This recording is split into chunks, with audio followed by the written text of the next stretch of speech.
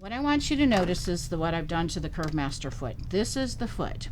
The foot is designed with the same idea. There's my bar that snaps on.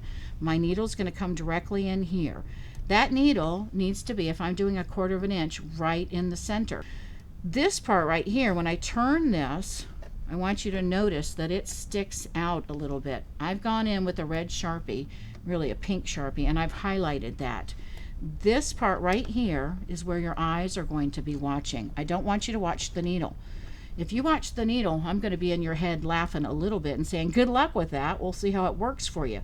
We want to watch the edge of the foot. When I place this on, I'm going to line this up, bring that presser foot down. I'm going to bring my threads through that hole in the center where my needle is going to be coming down. And I want to have my fabric right along the edge of that foot. You can see when I have it right along that edge, my job is to watch right here. As I go to stitch, this foot does a beautiful job of sewing straight. This is 1/4 of an inch. If I wanted to scant 1/4 of an inch, I'd move my needle to the right. If I wanted to scant wider, I'd move my needle to the left. We're watching right here.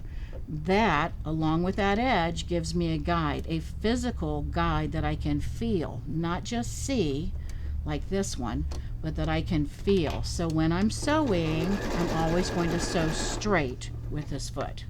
So you've got two options for sewing straight. The stitch in the ditch foot that we'll call a seam guide foot for now, and then the Curve Master foot. Both of them were designed to do other things, but they both make perfect straight seam guide foots. When do I use one versus another? Well, if you own one, you're going to use that one. If you own both, you're going to use the stitch in the ditch foot when you have more fabric. I like to do a lot of strips, so I'm using the stitch in the ditch foot a lot. But when I'm using smaller scraps, something like this, then the Curve Master is better.